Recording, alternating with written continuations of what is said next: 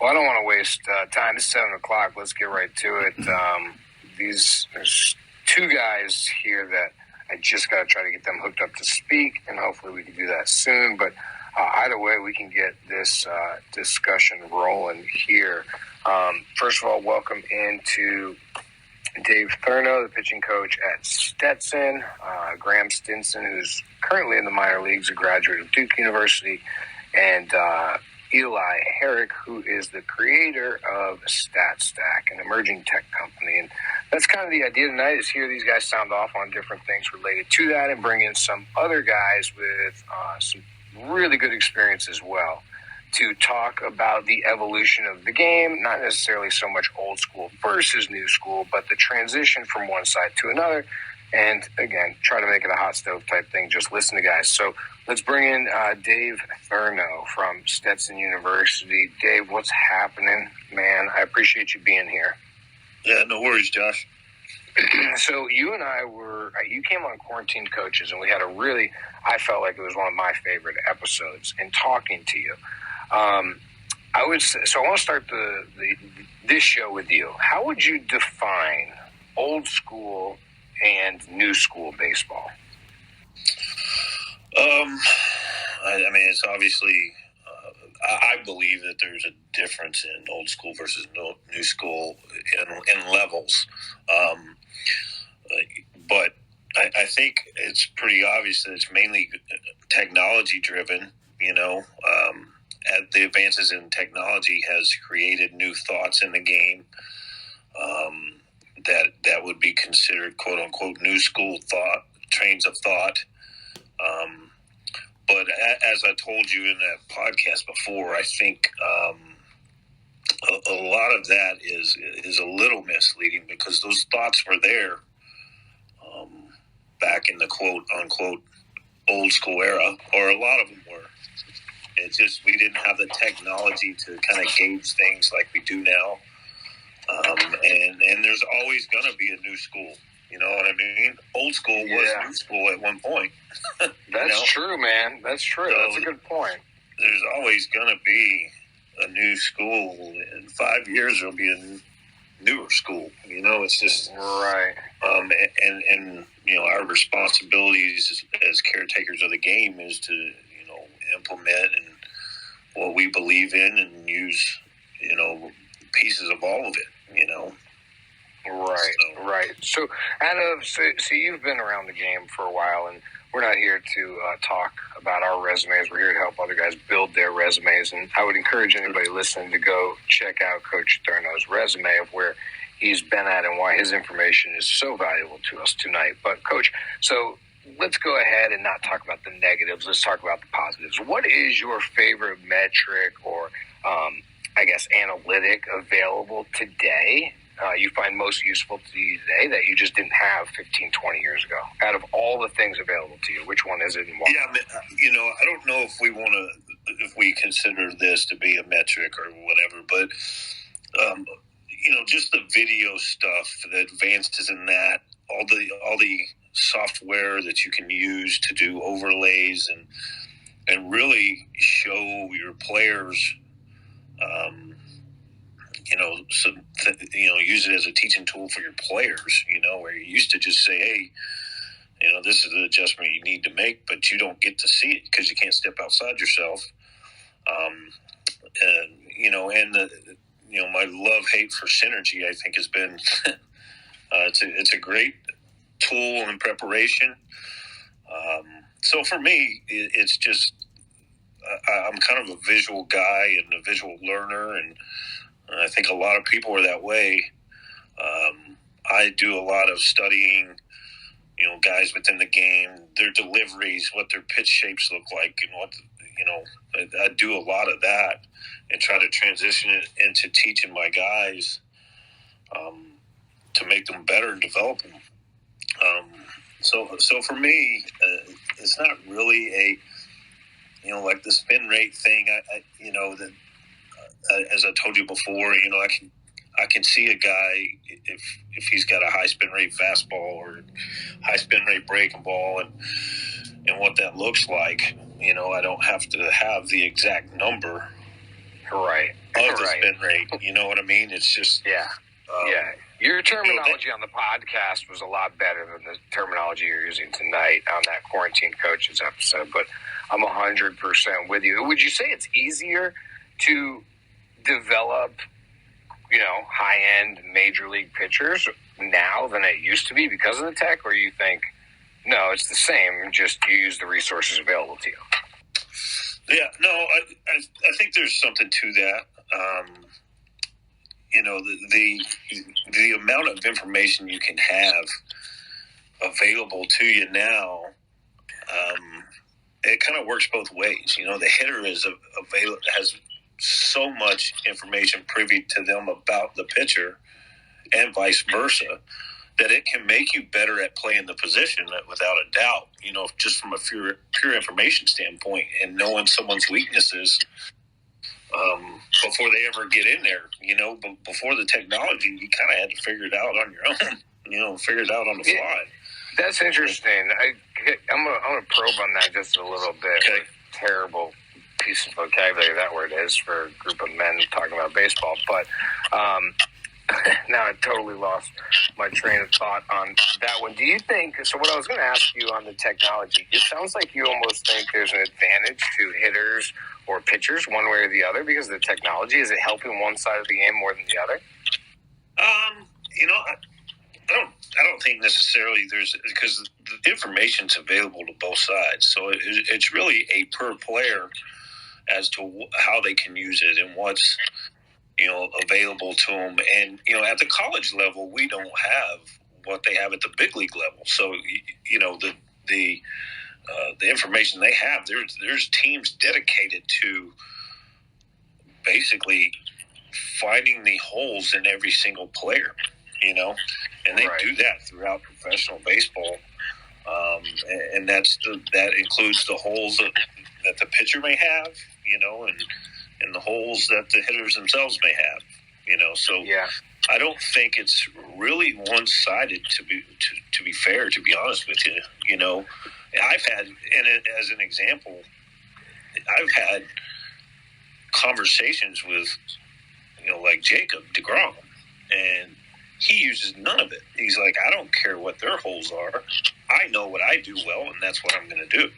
It's kind of just interesting talking to him. Here's one of the best pitchers in the world, and he doesn't go to those analytic meetings, and he doesn't do that stuff. He's just him. And I understand that guy's stuff is incredible. He probably do whatever he wants. But right. Yeah, you bring up a really interesting topic there that is something I could talk about forever, about the technology. Like, are we looking at deficiencies in players, right? Are we looking for what's wrong with them, or are we using it to train and help them get better or talk about what's right in a player?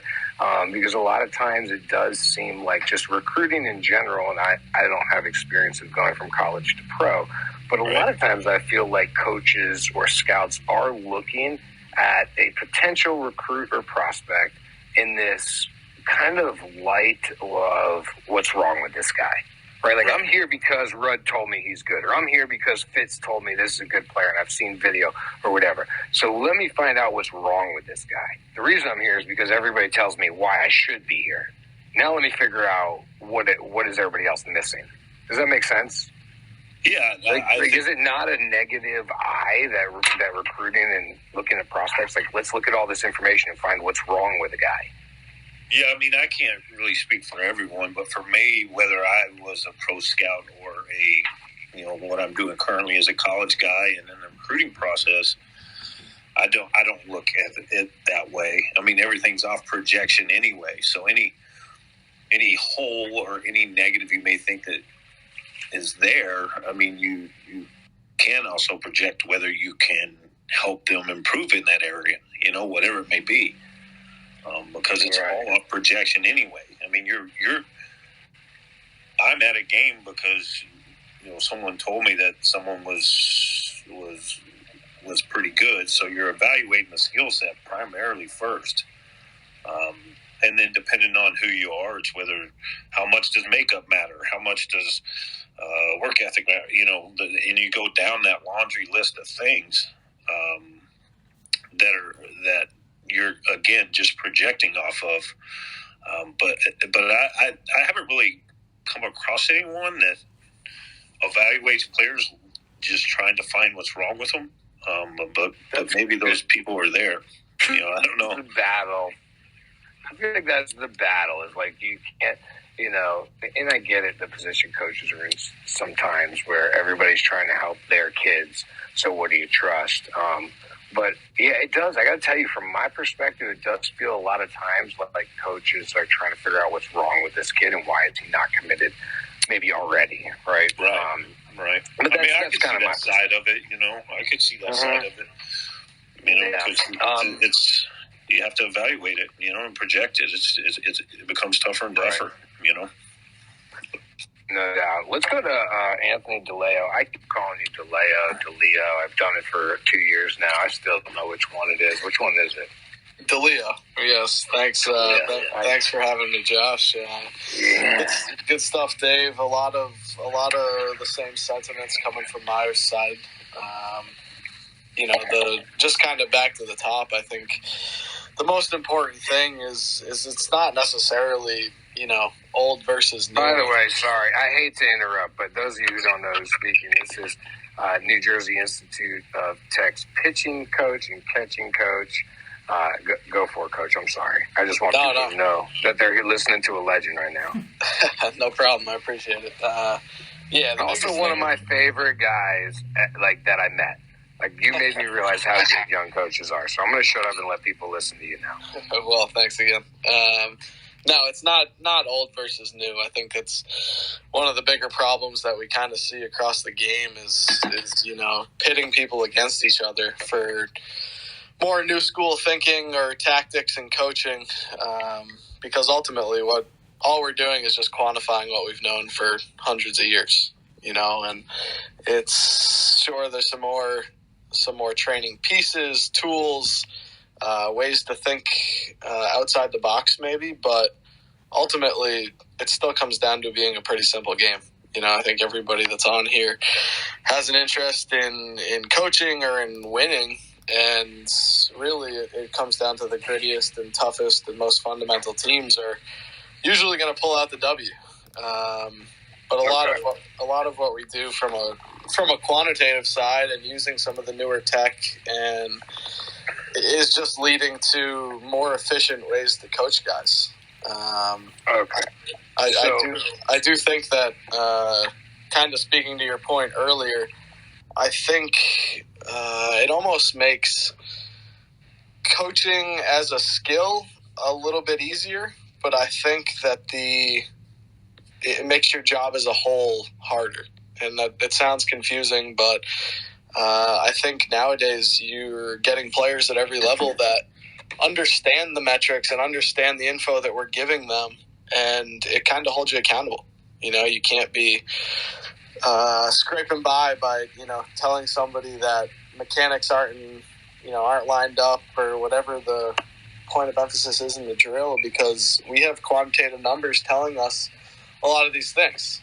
So if you're just kind of speaking out of the blue and making things up as you go, you're not going to make it very far, because you have to understand what you're spewing at times, and a lot of the players, especially at the higher collegiate level, we're finding understand the numbers and have grown up in this day and age where that's part of everything they watch, every broadcast. So it's great. I appreciate it. I try to use as much of the tech and newer age developments as possible, but I think it is a good way to hold yourself accountable as a program, as a coach as well.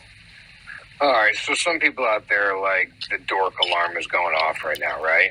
Like, is this a baseball coach? That kind of thing. And that was what, for those of you who don't know, Coach DeLeo, he is just, I don't know, man, the conversation that I had with you opened my eyes to a whole nother part of baseball that I'm interested in exploring, and that's young coaches who just are so intelligent and have so much foresight that maybe aren't getting listened to as much as they should be.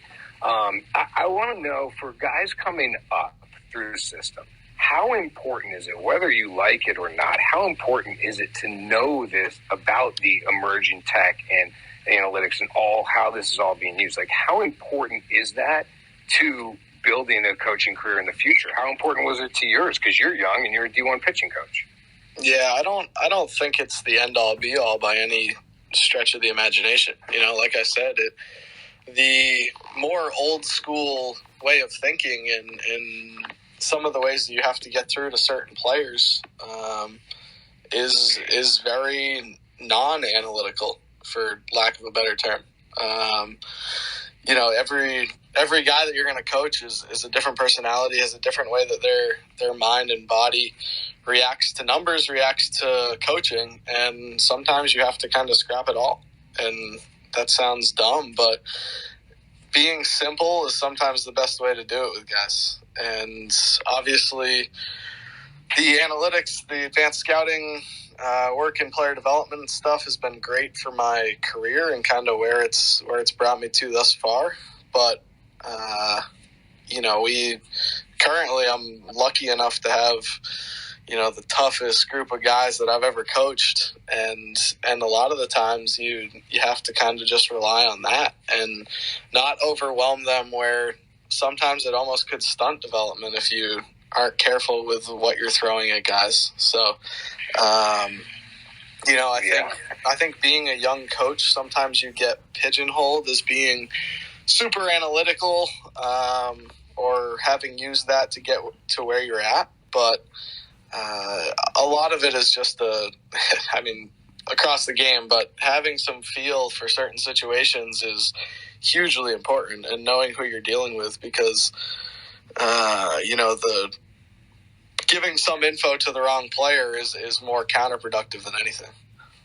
I appreciate that. If any of the guests want to jump in, by the way, to those of you listening, I am happy to take requests or questions through direct messaging. However, I can't promise that any of that will actually happen. But if you do want to send something over, go for it. I can't wait to talk to you, Coach DeLeo and Coach Thurno, more here. And I want to get you two engaging as we go along here over the next, 42 minutes left. But let me go now to Coach Rich Hoffman. So Rich Hoffman, if you don't know him, Coach Hoffman, first of all, I owe a lot to Coach Hoffman. If you have followed my platform, if you have gained any advantage from my platform, learned anything, whatever, if anything at all positive has come out of my platform for you or your child, let me tell you that it wouldn't be possible without this next speaker, Rich Hoffman, who gave me a chance when I was younger and brought me along, and I rode his coattails, and he turns out to be a pretty big deal. Coach Hoffman is Coach, I don't want to short you here. I think you got a state championships in Florida. I think you got 3 national championships for the high school. Coach, can you turn your microphone on? You got to hit that little... Oh, hold on. I'm back now. Hello? Hopefully you guys got me. Hey, Coach. Yes, hi. Can you hear me all right? Yes, I can. Hello. Hello. Hi. Coach, you got me now? Yep, Hello, Coach. You got me now? I do. All I right, can hear. perfect. So, good. I don't want to short you, Coach Hoffman. Is it 11 state championships at the high school level now? 12. Okay, see, I did short you, so it's 12. All right. And how many national championship teams have you been a part of? Is it 3? 4. I was able to. I was the head coach at Westminster Christian in '92 and '96, and then I was the bench coach at Stoneman Douglas in '16 and just this past spring. Okay, so let's start there, towards the beginning of your career. Now, Coach, I don't know, Coach, where you stand, and you tell me, and I want everybody to know anyway. I'm asking, you're not bragging here. Where do you stand on the all-time wins list here for high school baseball coaches in the country? I'm not sure in the country because it keeps changing all the time. Originally, in the top 10, the winningest coach in Florida at 1,020. Not bad. Not bad. And you're not going to be ever caught, which is the great thing because they don't allow them to play that many games anymore. So congratulations, Coach. Can only play 22 games now or 25. No doubt. So let's talk about that change. You were the head coach of teams forever. You coached Alex Rodriguez, Doug Mankiewicz, a million other guys, Jesus Luzardo. We can go on and on and on about the pro guys that you have coached. Back in the day, A-Rod, when he was with you at Westminster, I'm guessing he didn't have much access to technology. So what was training like then, and how could he ever be good? Well, I think I enjoyed listening to some of these guys, and you can tell I'm technology challenged. I can't even get on your program. But, I think the situation, to me, it varies as to where you're at and how much information you can gather. And I'm not sure where that is at this point.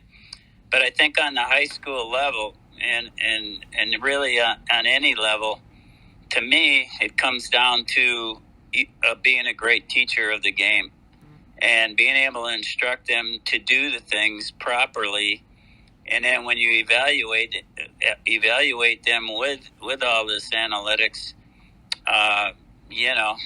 then that helps you to probably determine some strengths and weaknesses, which we probably haven't been able to do in the past.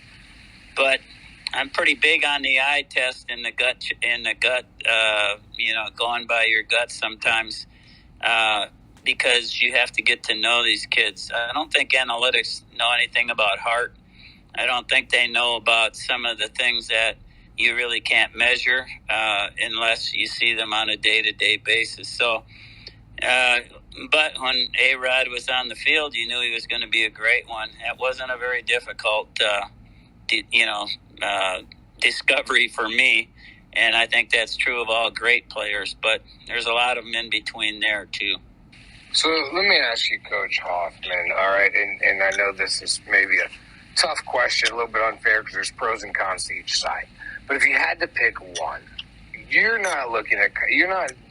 never been in the business so much of developing college kids and pro players. You have been at the level of 14 to 18 years old and turned these guys into college or pro prospects.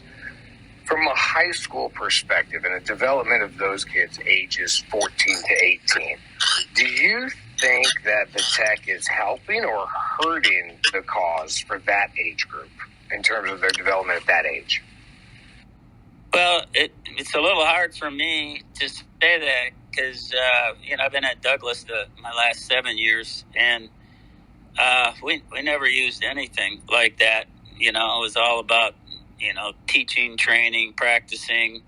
I think things like being able to determine, charts on guys and doing that kind of stuff, which been doing that for all kinds of years. Those are useful, scouting and all those things. And I'm sure that if there were measurable factors, that we would certainly use them. But we never did, and we had one of the best programs in the country.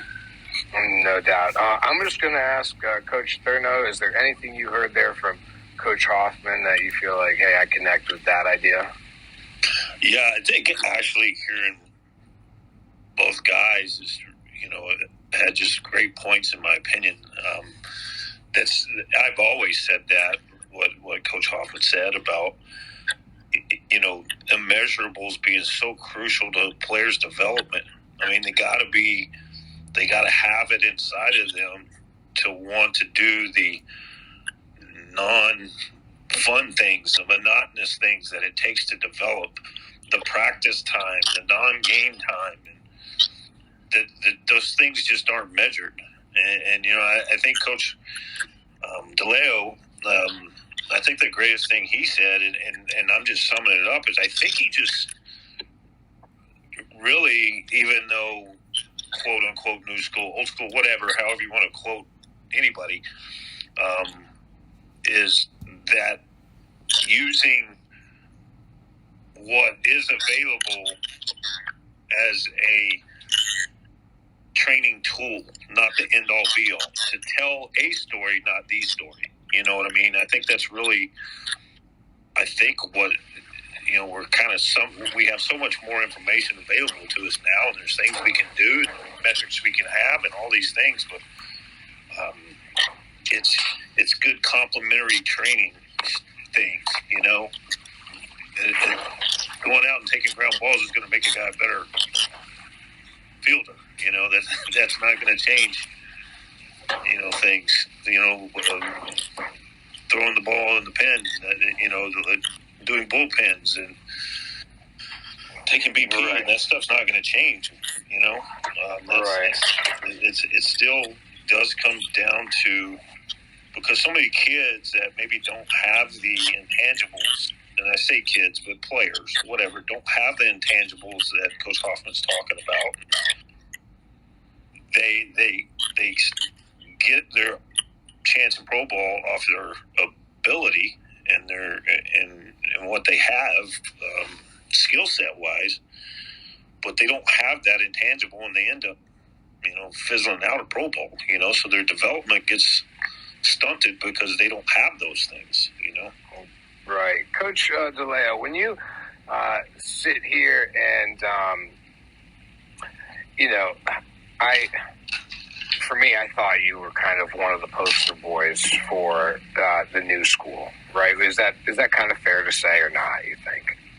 I think it's a little too generous, but I appreciate it. Oh, okay. Nice. You are good, man. I mean, you have always been really good at this stuff. I'll tell you what.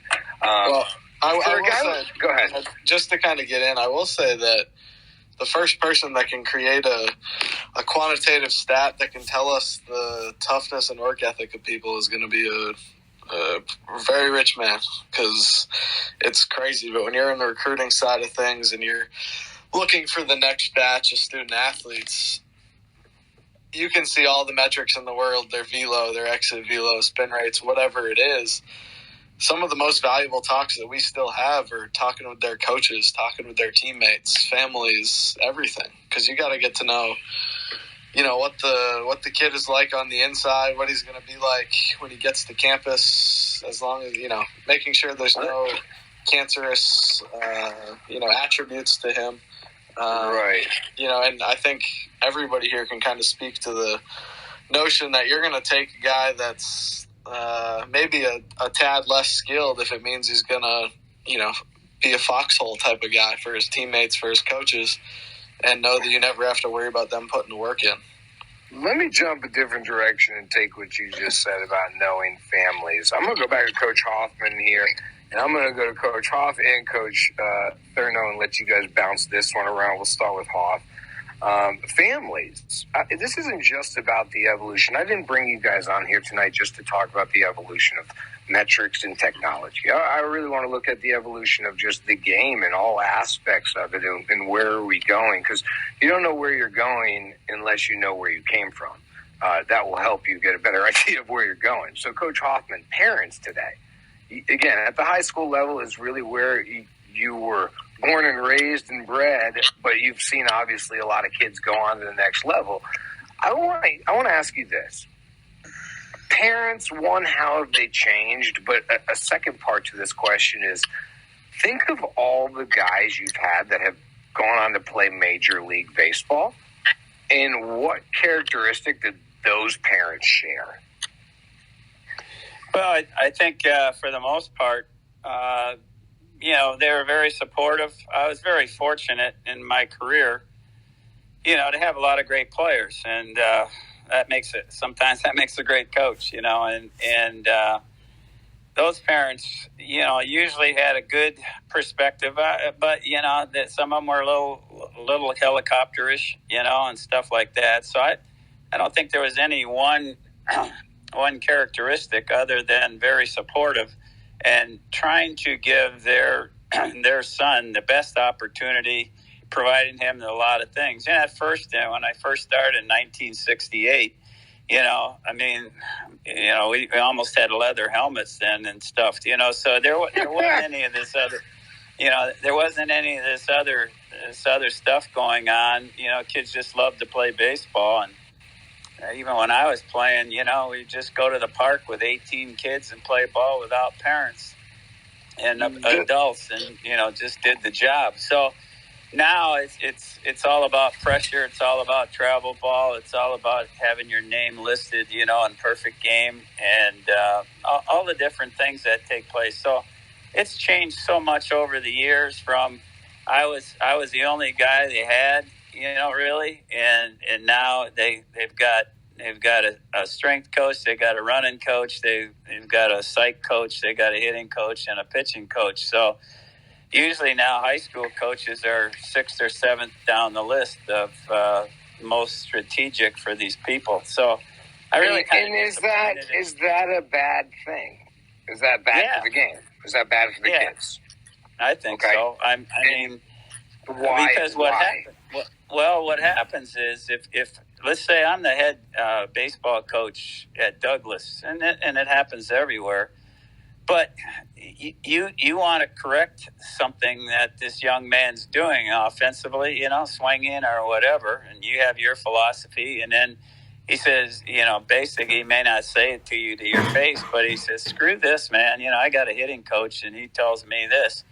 And now, what I started doing here at the end, the last few years, is I said, if you got a hitting coach, I'm not going to work with you, because if I work with you and tell you one thing, and your hitting coach works with you and telling you another thing, now you've got indecision. You don't know, you want to please us both, but you can't. So, that's infiltrated the game. And if the hitting coaches and all these, what I call them, everybody on the block type coaches, doing it for $100 a pop or 75, what happens is they're not going to tell them bad things. They're only going to tell them how great they are. So then sometimes we have to say, hey, you're not doing that great. And I don't know, it just causes a lot of trouble. And so, I'm a little disappointed as to how things have gone. But, it's the same token. I guess I have to say that there's not always a lot of great high school coaches either. And so what happens is they may not have the knowledge or the ability to teach the game the way it is. So the only way that I would say really works is if both people really know a lot what's going on. But the philosophy might be different. But, the philosophies change. I mean, there's, 30 major league teams, and they all have a little different philosophy. So, there's no one perfect way. But when there's confusion and there's, split loyalties, I don't think the kid gets to his maximum potential. Coach Thurnow, no, as in yes and no. Coach Thurnow, to me, being called old school in any realm is a great thing. I want people to say I'm old school about everything I do. That would be perfect. I love the idea of old school. When is that ever bad? It never is bad. However, in baseball circles today, the term kind of seems to have a negative connotation. Would you agree or disagree? I mean, as kind of that quote-unquote old school guy, do you feel that way or no? Yeah, I mean, I agree 100%, I don't, I kind of let people make those decisions as to whether I'm old school, new school, in the middle, whatever, I don't know, but I do think it does have a negative connotation in this way. I think it becomes a label of lack of knowledge. You know what I mean? Because, okay, this is the new way to do things, and you're not. Your old way of doing things, you don't know the game like it is today. And I just don't believe in that. I just believe there's just so many different people that train and develop in different ways, that use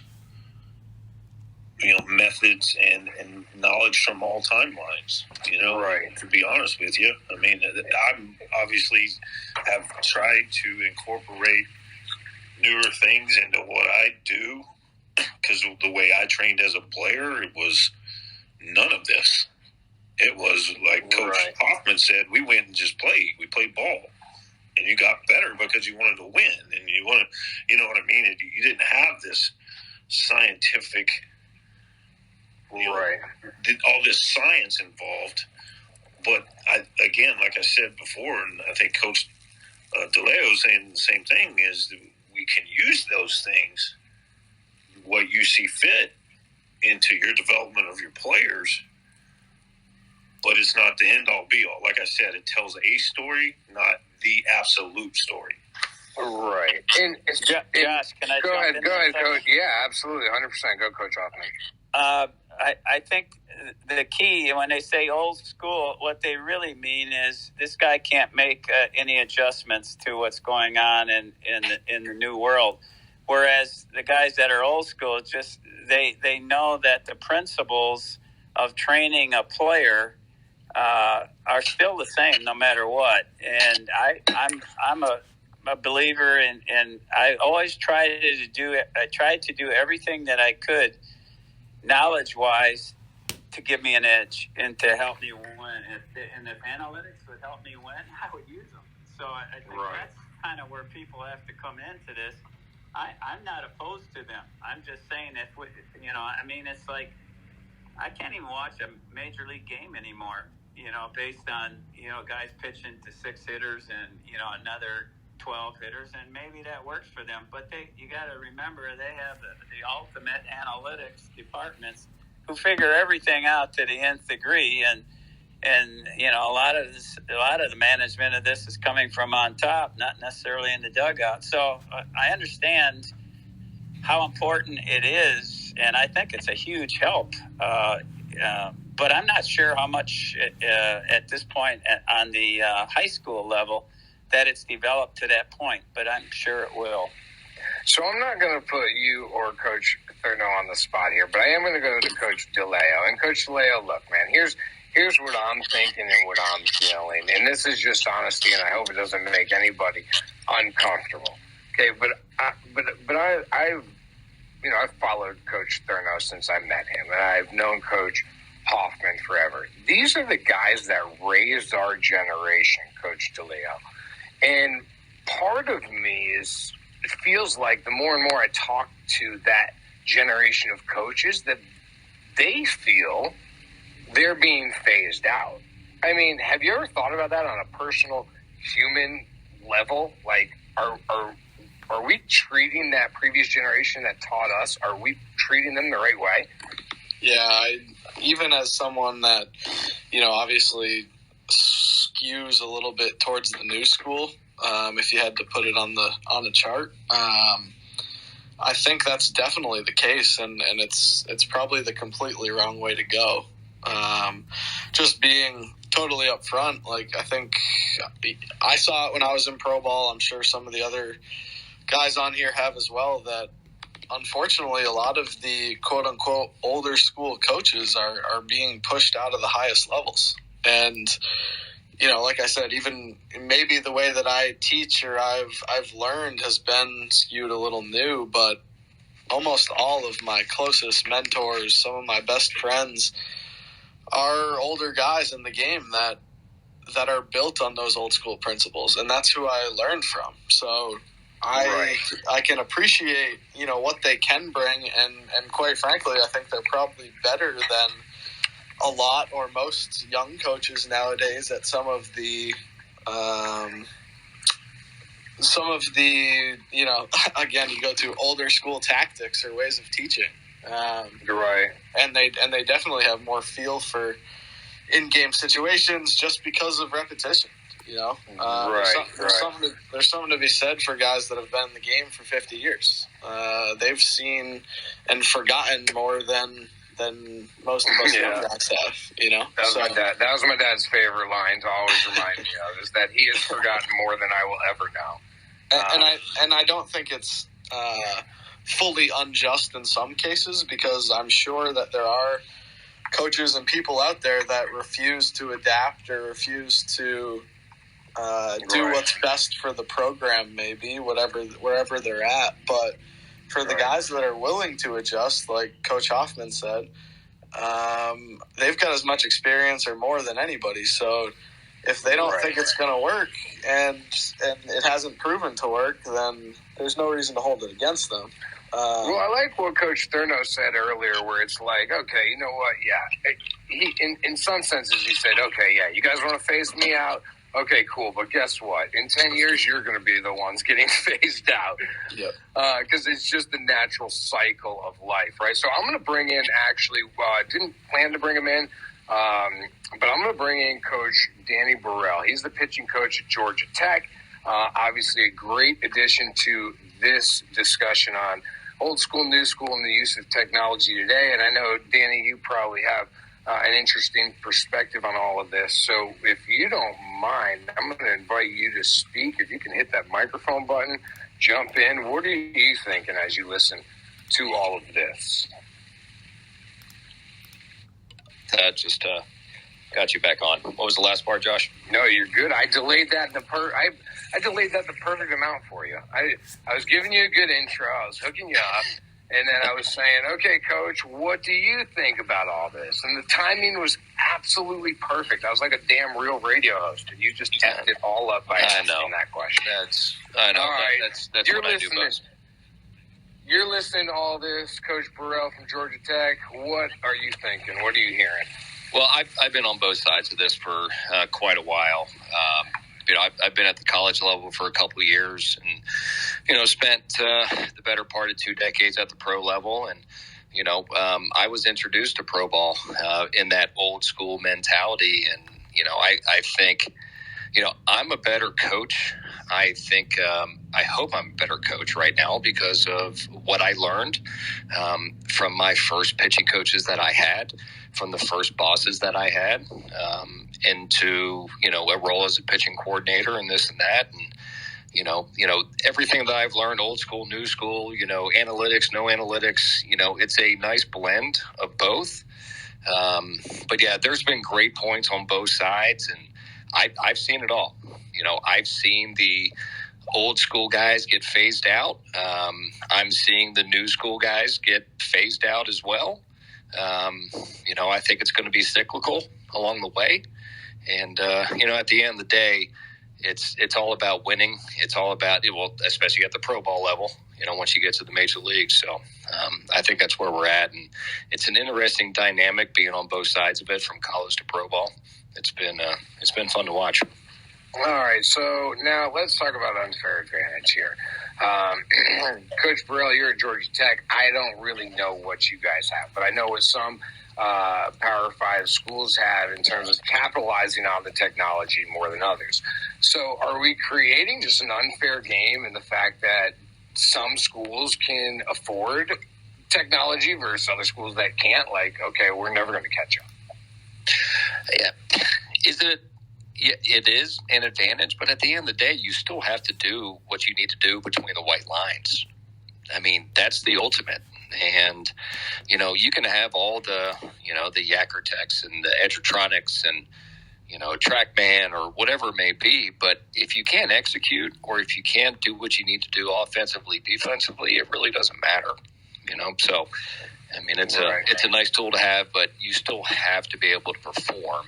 And irregardless of the tools that you have, it's still the coaching aspect. It's still the old school of, hearing the other coaches before. I mean, hey, this is how we do things, and, this is how we get results. Right. Okay. I want to just let Coach Thurr know, Coach DeLeo, is there anything there that you wanted to build off of? Yeah, I mean, I think Danny brings up a great point. At the end of the day, you got to stand out on the mound or stand in the batter's box, and all the training and preparation you did is done through different styles. But at the end of the day, it's, that's the game. I'm trying to win a ball game. They're trying to win a ball game. At the end of the day, you have to answer the bell. At the end of the day, and some people don't have the makeup for that, so it wouldn't matter what information they had or whatever. They get, I call it white line fever. They get stage fright, and they just can't perform on a stage, and right. I think that's just something that's missing. And when we talk about analytics a little bit, Like, I think sometimes it can, not all the time, but sometimes it can take the gut and the instincts out of, the game. I really think right. Are we only getting excited? Right. Like kids has still been on the mound, but the analytics said he had to go. Getting outs in the big leagues is really hard to do, and you got somebody doing it. And then the computer spit out that the third time through the order, that, you don't want. You get what I'm saying? There's some instinct there. 100%. Well, I wouldn't go get that dude. Hell no. Yeah, I know. Go ahead, Coach. Yeah, I kind of touched on it earlier a little bit, but ultimately what they're saying is ringing true, where the toughest, both mentally and physically, and most prepared guys are ultimately going to be the ones that have success. It's great to have the resources that we do, which is what we call the tech and new age analytics. Right. From metrics off of Rapsodo or TrackMan or Edgertronic and high-speed video, it's all great. These are resources that we can use to not only make ourselves better coaches, but to directly impact the players we have. But a lot of the lack, or what we're seeing, I think, is just the common theme is just the need to feel prepared, Right. I think as a coach, everybody can speak to the fact that you want guys that are coachable and that will buy in. And the tech, I think, can be a huge resource for that, where you're giving them quantitative information where this is reinforcing the buy-in process. So I think it does make you better on both sides of the ball if you can use it effectively, which is a big if in a lot of cases. But when it comes to performing, between the white lines in February, March, October, whenever, a lot of that is internal for each player. And and the heart and soul of your team is usually built around the toughest guys and the ones that you can rely on to be consistent on a daily basis. Coach Hoffman, I know you were trying to jump in there before. You want to come in and yeah, just probably my last thing is not your last thing. You're not done yet, Coach. So I'll try to get out of here. All right. I let's just say everybody had the same access to this all this analytics. Okay, to me, if everybody was the same, the best coaches would still win. Okay, or let's just say that all the coaches that we know have been successful and none of them have analytics, that coach is going to win. So now the big question is who's going to separate the best from the best. And I would dare say, like a Vanderbilt, they were successful, and I'm sure they also have access to the best of both worlds. So I think what it comes down to is that the best coaches and the best programs have the best teachers of baseball, and they have the best people who can associate with their players and have a relationship with them, which is huge. But they also take all the other things that can give them an advantage. And Skip Bertman used to tell me, if I could do one thing better than the other guy that I played against, then I'd have a better chance to win. So I think there's certainly a place for both. I just hate to see it go way over the top one way opposed to the other. But there is room for them both.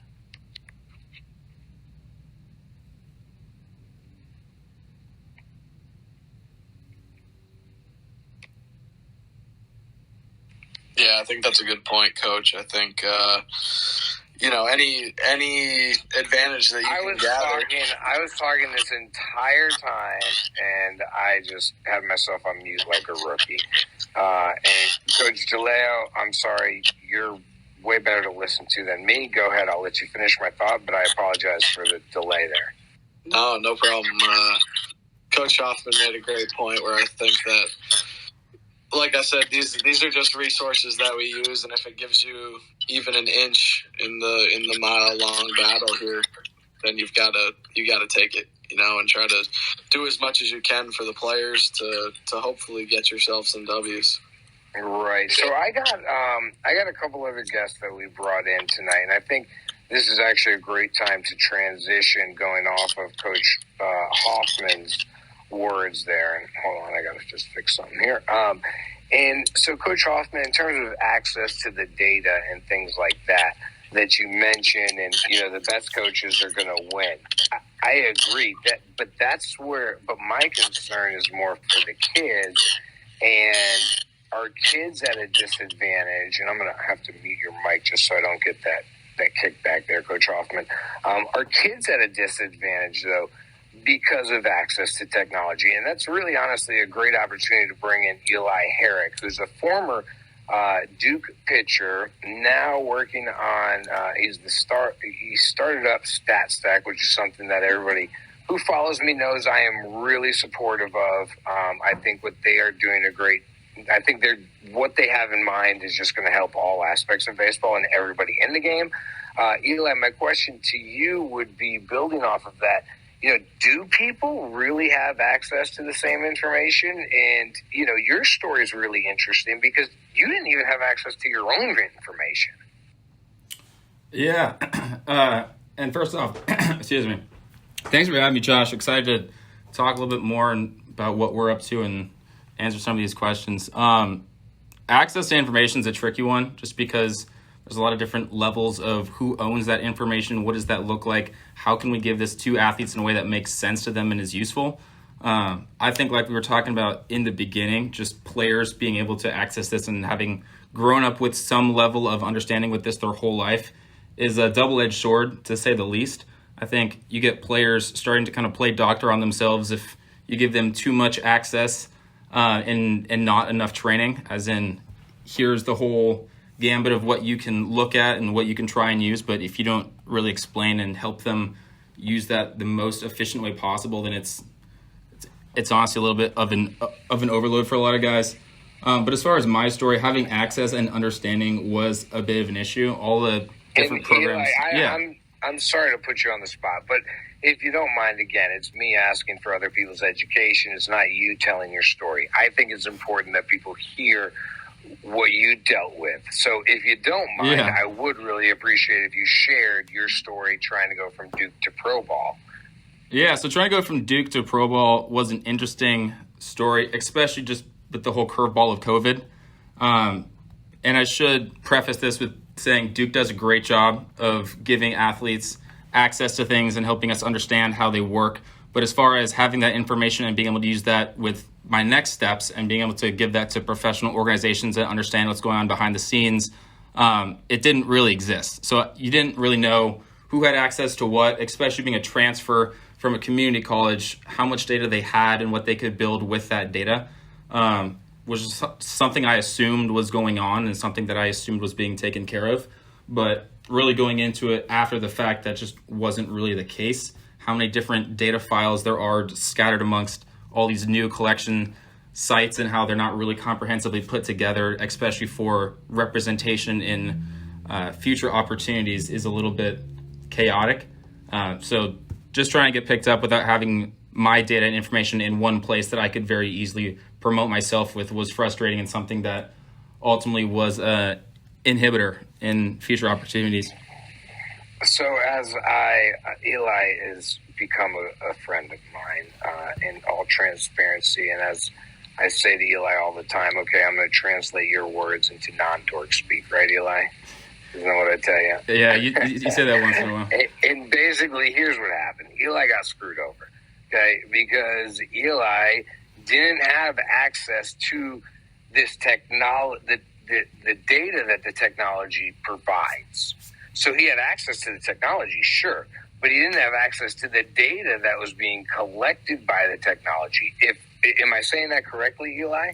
I think the interpretation of that data is the critical part. I mean, anyone can have access to a CSV, but at some point, millions of numbers are just numbers if you can't actually interpret them and put them to use.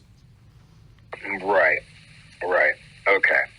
So Yeah, I mean, just in that, again, I wanted to go back to the point of, like, the access to it. Can anybody find a pocket radar to use? Sure. Can anybody have access to use this, the tech and the data collection to their advantage? No, it is not an even playing field. There's no doubt it's not an even playing field. And I want to bring in one of your old Duke teammates, Graham Stinson, who is now a minor leaguer. And Graham, by the way, dude, I love your Twitter post talking shop.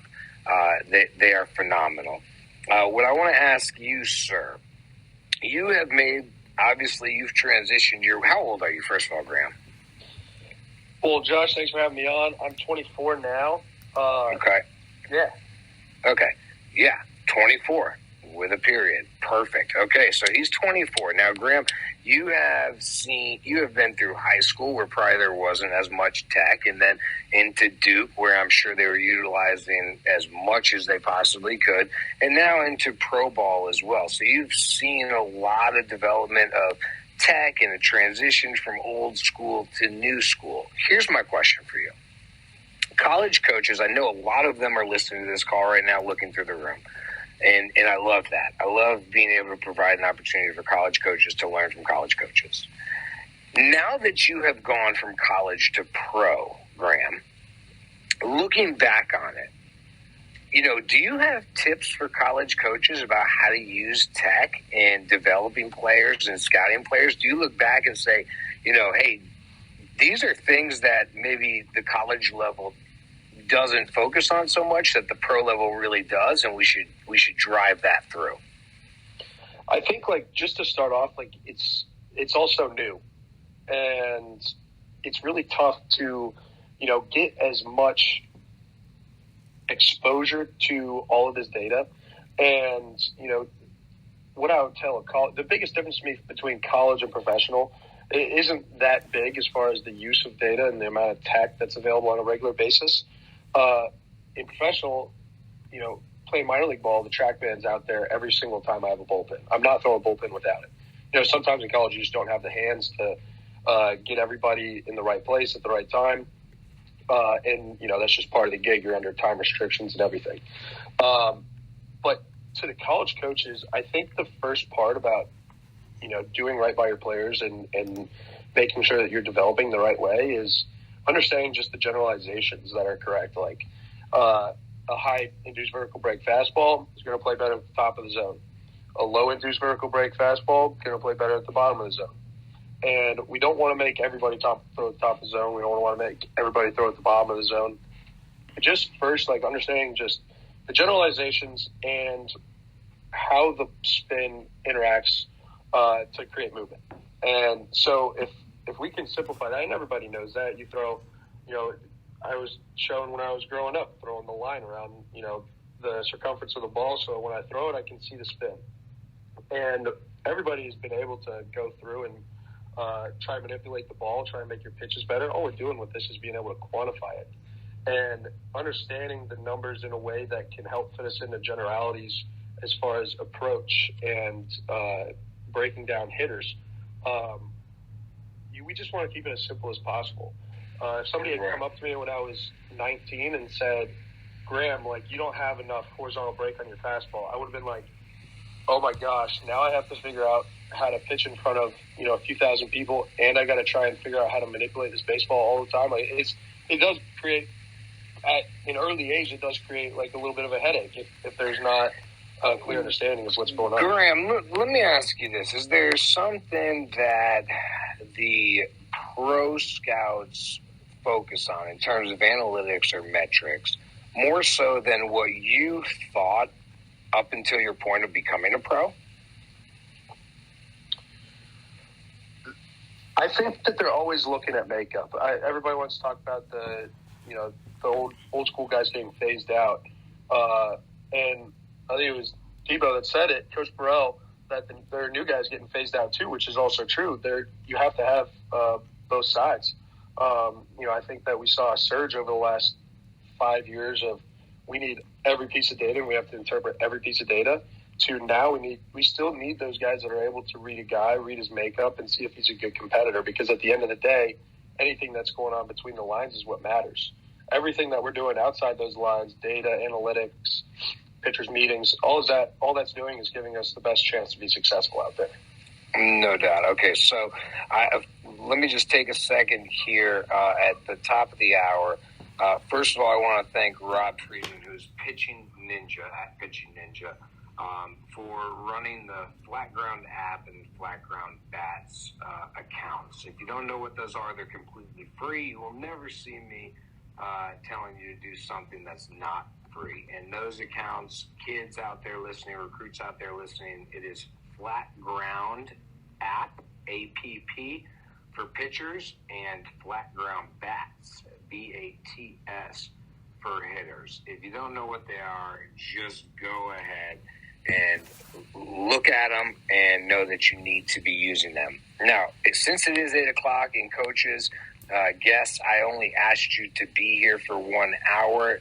I am understanding if you need to go. I know some of you had some things, and this was the time that worked. So if any of our guests need to go, again, I appreciate your time. Just let me know, and you're free to go. But if anybody's willing to stay, I would love to keep this conversation rolling. And what I would like to do is roll it in to Coach Thurno.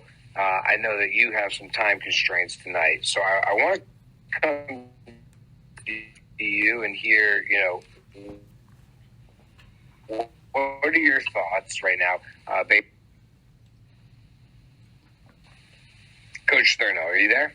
Yeah, you're cutting out on my end, and I'm fine. I'm fine on time. But if you could just repeat what you asked me, you cut out.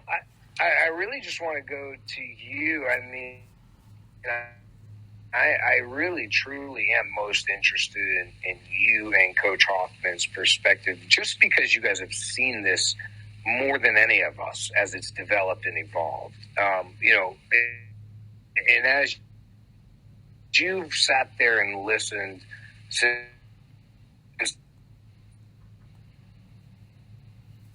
the last time you spoke a few minutes ago or 10 minutes ago, what struck? Josh, I'll try to answer you. You just kept cutting out, but I think I think it's great to hear a current player's perspective. So that I was really tuning in to see what was available to Graham, where he's at now.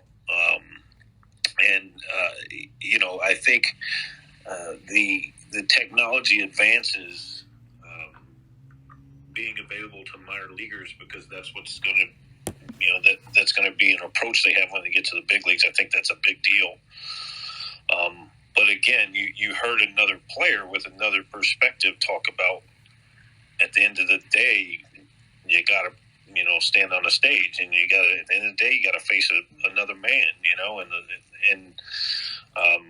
I just think that's very, important here. And I think everybody has touched on that. Right. I always say a motor is a must. You got to have a motor, and to stand up there and not worry about, at that stage, you can't worry about your spin rate. You got to get out there and compete and try to perform. But yeah, I mean, the perspective of a current player, I think it was really, really good to hear. No, definitely, and over time, as we have more time and more episodes, I think that you're right, because ultimately, what are we all here for? We're all here for the players. That's what we're doing. So talking to those guys, and that's part of what I want to do with Twitter Spaces, is bring kids and families in more, so that they can talk and teach us, right? Like, I love it, Coach Thurno. You're like sitting here, and you have all this experience. You've been at literally every level. You've freaking been around Hall of Famers, and you're like, hey, this is great. Listening to this 24-year-old pitching coach from the Northeast, right? Or 28-year-old pitching coach, and that's what this is really all about. Coach Thurno, I think just real quick, Josh. I think I'm not too stubborn. You know what I mean? I think hearing people's perspectives, what they do, and it may be nothing that you bring into how you train or your methods, or maybe some things that I do, people don't believe in, and that's fine. But I think you're just not very smart if you're stubborn and closed-minded to things, you know. Right. Let me ask you this, Coach. Third up. So, you're breaking up, Josh. Coach DeLeo and then JIT's on this call, the pitching coach.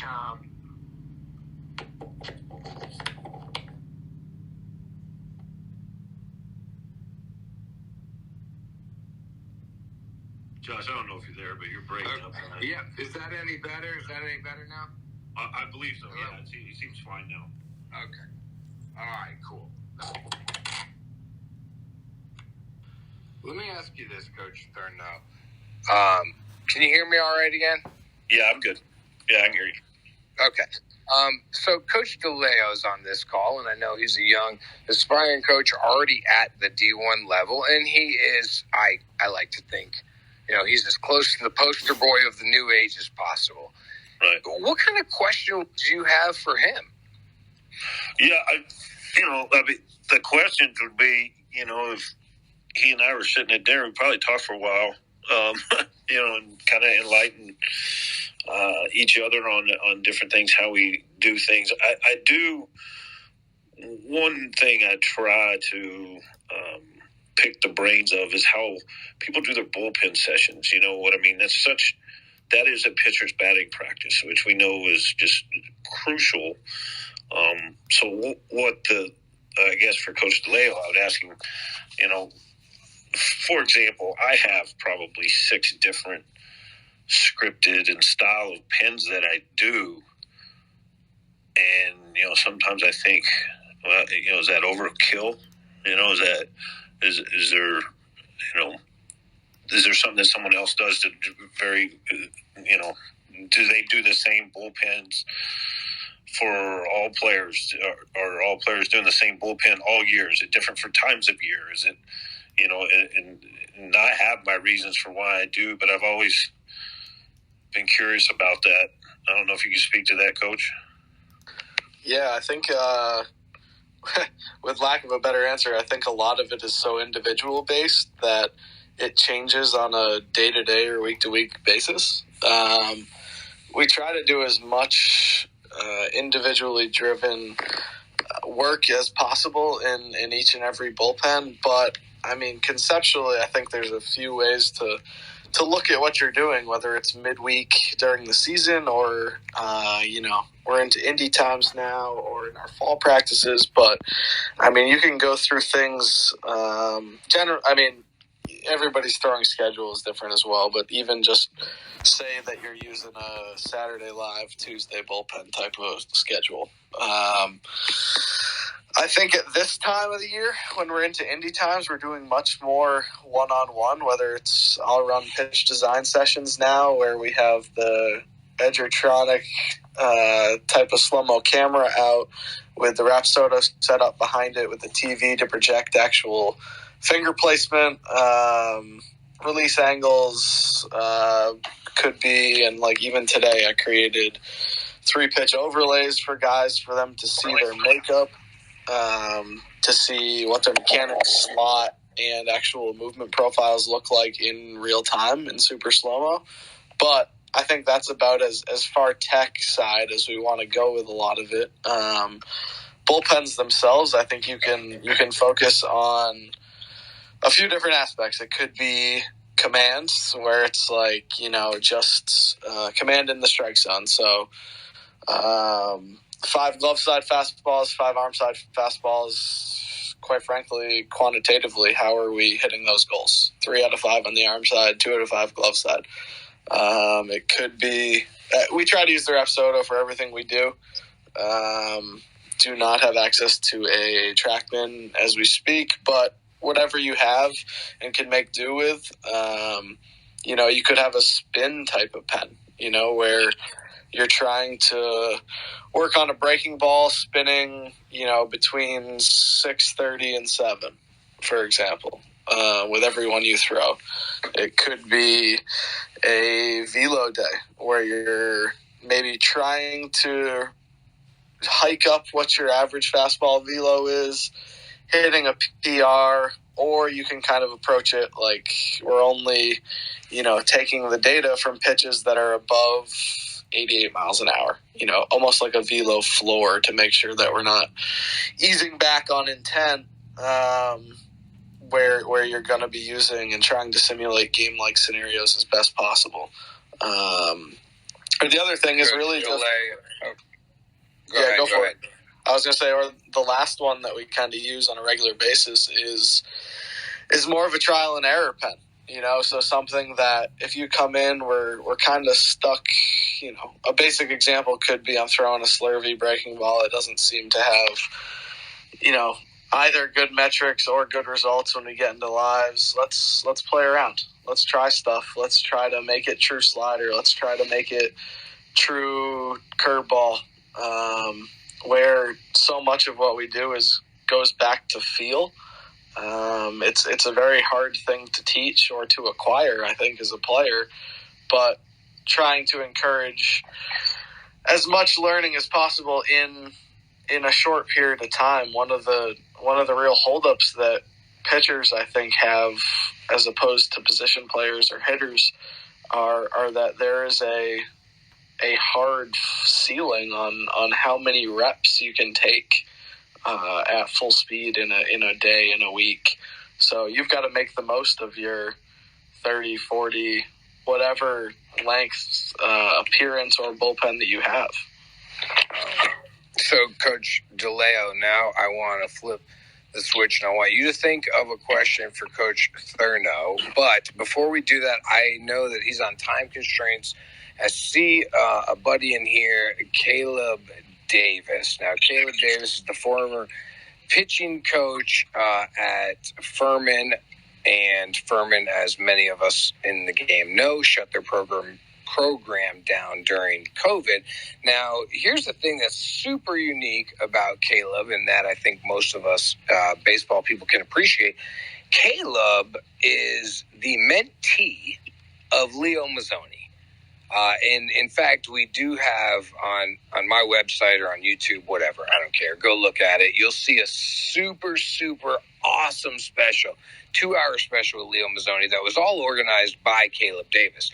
But if you want to talk about a guy that is living in the new school and grew up in the new school, but is being mentored by the old school, there's no better guy than Caleb Davis. So, Caleb, I know you have turned into a carpenter now, and if you don't know Caleb, when he starts to speak, follow him. His carpentry work is ridiculous. His lawn is way too good, and it makes me jealous. Caleb Davis, though, tell me what you're sitting here listening to this. What are you thinking? Yeah, man, I'm actually I'm pleased, honestly, with the amount of kind of back and forth and give and take there's been, in the world of old school versus new school. I think you hear a lot more from and about the new school than you do the old school, and you kind of hit on it. I'm in a wild situation, so take everything I say with a grain of salt coming from a cabinet maker now. But beautiful cabinets. But man, I can't afford your work. I cannot afford your work. That's how freaking good you are. Well, I appreciate it. No, bro, honestly, your work as a carpenter is amazing, bro. I admire it. I love seeing the posts. I know you don't do it so much on Twitter. You do it more on Facebook. Right. But anybody listening, man, if you appreciate good carpentry, go check out this dude's work. I'm sorry. I had to plug you, man, because it's so cool. No, man, I appreciate it.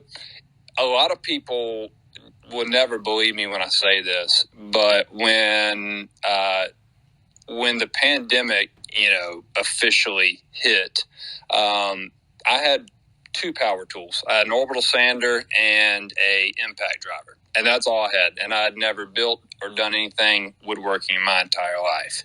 And a lot like I did in baseball, aside from the not ever having done it in my entire life, I leaned on a lot of people that were a lot older than me and had a lot more experience than I did.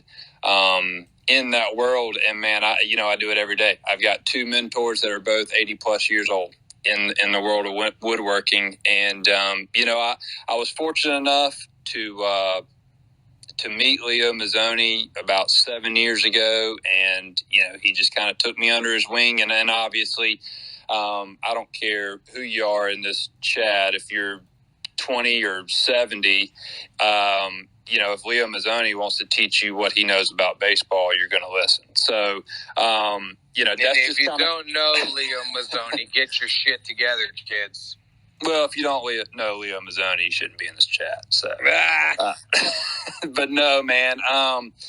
So honestly, I think it's good, man. I think a lot of what's being talked about is good. The big thing to me is I think there needs to be and should be a healthy mix of both the new and the old school. And at the end of the day, one of my philosophies as a pitching coach was always, I'd rather focus on my strengths than my weaknesses. I'd rather make my strengths stronger than my weaknesses average.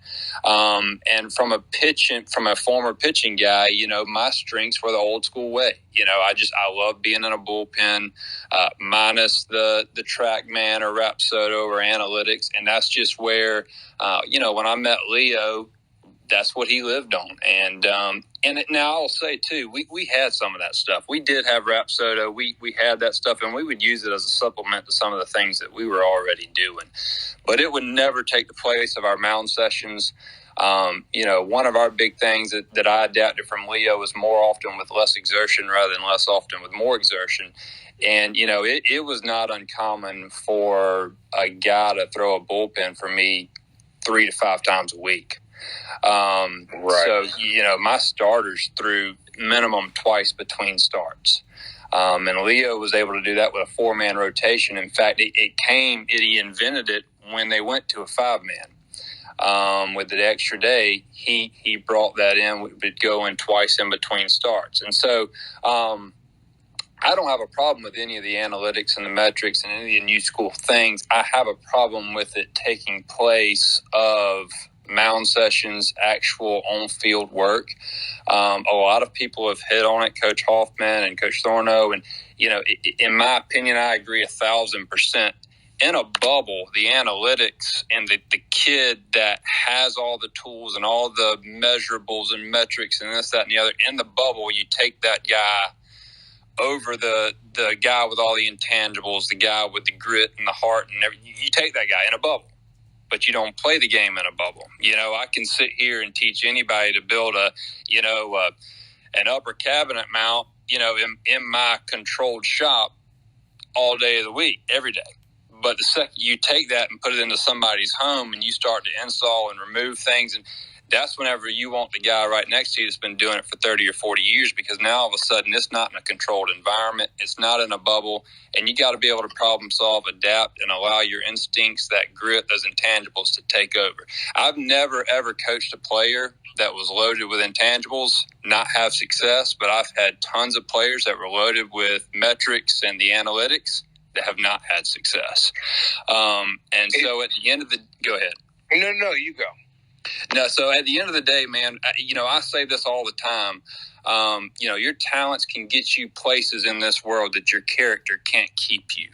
In the world of baseball, it's the exact same. Your talents can get you places that your grit and immeasurables can't keep you. If you're loaded with talent, we've all seen guys with tons of metrics and the high spin rates and velos. They get drafted solely on those things, and then they fizzle out because they don't have what it takes to kind of push through some of the ups and downs, the peaks and valleys that the game and life in general throw at you. So, I think that goes a long ways. Now, I don't knock any of it. I'm for it if you're able to incorporate it with the kind of that old school mentality, and as long as it doesn't take place of mound work. That would just always be my thing, is mound work. Coach Danny Burrell, pitching coach. Well, that if you're just joining us, that was Caleb Davis, pitching coach at Furman. And if anybody from Furman's listening, you guys are sons of bitches. Bring the program back. Sorry, that's my own opinion, not Caleb Davis's. Danny Burrell is the pitching coach at Georgia Tech, pretty good school. They're in Atlanta. Danny, I'm guessing you got to be like a Braves fan of some sort. And Caleb Davis is pretty much the protege, as close as you'll ever find to Leo Mazzoni. So I'm going to come to you. If you could ask Leo Mazzoni any question, what would you ask? Because I'm guessing Caleb can answer it for you.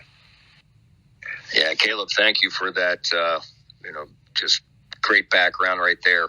So I've been around a lot of coaches in my previous job that I had before this Georgia Tech job. And, a lot of them just spoke so highly of Leo. I've never had the privilege of being around him or anything, but I've heard tremendous things. So how many times did his pitchers throw flat grounds instead of bullpens on the mound?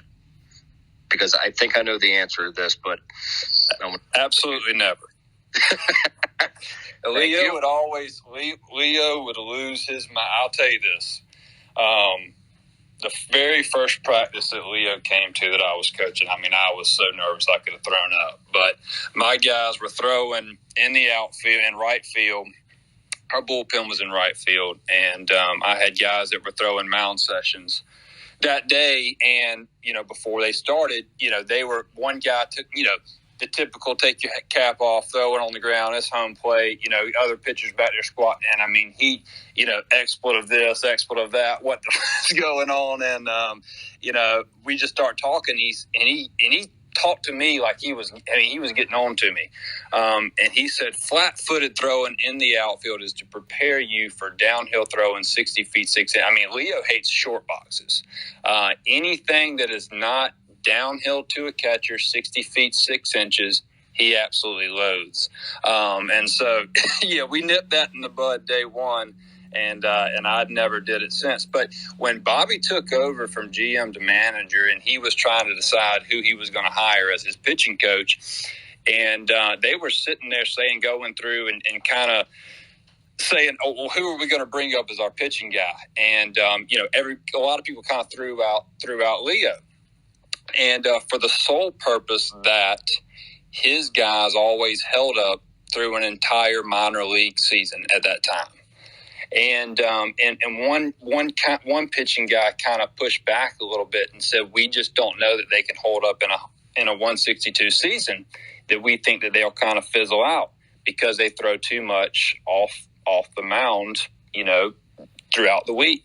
And Leo said, "Well, when my guy's throwing 60 feet 6 inches downhill to a catcher, what is your guy doing?" And the guy, of course, responded, "Well, he might be throwing long toss or flat-footed throwing in right field or flat grounds or whatever."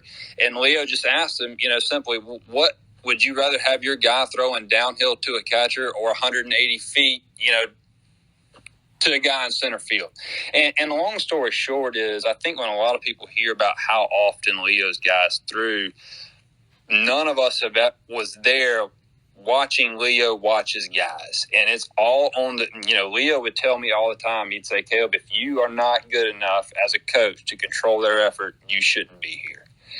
And that was, there would be time, probably 2 or 3 times a month, Leo would come in with me and watch our guys throw pins and would basically coach me on how to coach them.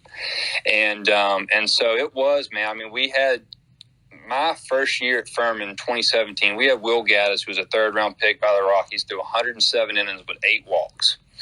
And he probably never threw a bullpen over 85 miles an hour. And, Gaddis topped out at 96 on pro day. He would pitch at 93, 94. And he probably never got over 83, 84, and he would throw 3 times in between starts. He would throw every Friday night, off Saturday, on the mound Monday, off Tuesday, on the mound Wednesday, and then he would actually do another quick, probably 3 to 5 minute pin on Thursday before his start on Friday. He'd call it his final tune-up. And we never had pitch counts in bullpens. They were all timed. So nothing ever exceeded 10 minutes. That included me talking or stopping somebody to do anything. So I'm sorry that's a long answer to your simple question. That's a good answer, man. I kind of knew where that was going, but I implemented that, for a couple of years with the Yankees, and the kickback was pretty harsh at the beginning. But I tell you what, once these kids really bought into obviously controlling intent, and that's where you brought up, it's, if you can't control the intent of your pitchers, then there's some other issues there. But I tell you what, man, a year or so in, I don't think, there was anybody throwing flat grounds, and, we certainly gave them the science behind it. And that's something that Leo didn't have, and he still was just on the forefront, and doesn't surprise anybody. But it's really cool to hear that. And one of the interesting things about Leo, and he was very open about it when we did this interview with him, me and Rob Friedman at Pitching Ninja, and Caleb was on there again. He was the one who set it all up. He was very open about his feelings of being phased out of the game, and how he felt like he couldn't even get a job that he wanted. And so when we talk about this transition again, that's something I really want to focus on. It's like crazy to me, the idea that we would phase out the people that phased us in. Like, what? What the hell are we talking about here? Coach DeLeo, I'm going to come back to you. I asked you to come up with a question for Coach Thurno, who came up with a question for you. And again, I just find you two so interesting. I would love to get you two together, buy whatever alcohol I need to buy for you, and let you two just go at it and sit there and listen, because it would be phenomenal. So what question did you come up with for Coach Thurno? Yeah, thanks for the points, Caleb and Coach Burrell. That was it's funny because my mind actually immediately went to structure of a throwing program, kind of how things have changed over some time, and obviously I loved the interview with Coach Mazzoni, and kind of just your thoughts on not necessarily how to structure it, because I understand that is individual guy to guy, but thoughts on how to incorporate long toss when and into a in-season, off-season training program, as well as kind of they touched on it incredibly, but the bullpen to flat grounds type of dynamic. So as far as the throw program is concerned, I am a heavy believer in long toss, and I think long toss is relative to per player. I do believe that, and what I teach my guys is I have a certain technique that we use for long toss, but I've always said it is one of the only ways, if not the only way. We always train in isolation. So we go into the weight room and we throw up a squat rack for our legs. We do core work. We do arm care. The total body movement of the delivery is what I try to incorporate into the long toss. I do believe it does help them from an arm strength perspective to try to build that arm strength and stamina. So we really hit that a little bit harder in the fall, more often. And kind of the structure of my throwing program, I guess one of the biggest principles is I was taught in professional baseball. I had some good mentors in the game. And one of the things that, and I think it's kind of what Caleb was hitting on a little bit, is one of the things that was taught to me at the right age is that a big leaguer had to pull me aside and said, Dave, whatever you do it often. So pick up the ball every day. That's what he told me. Just pick it up every day and do maybe a little less volume, but do it more often. And that always stuck with me, and that's what I've incorporated into coaching. Now, obviously, it's not 100% because, NCAA rules, we got to give them days off. It's just not a perfect science, but it is a kind of a principle.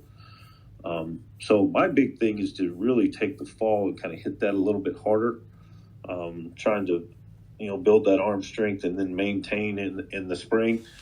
And then, as we know, playing games and you don't know when certain guys are throwing it can be a little bit more tough. But yeah, I mean that's kind of the principles of what we're trying to accomplish here. It's worked for us in the past, and I know I know there's programs out there that are anti-long toss, and that's fine. And I explained to our players and what we're trying to accomplish and the reasons behind it, and we've seen benefits from it over time, and that's kind of this. I guess I hope that answers your question. Is kind of the structure of what we're about, what we try to do. Can I ask a couple questions?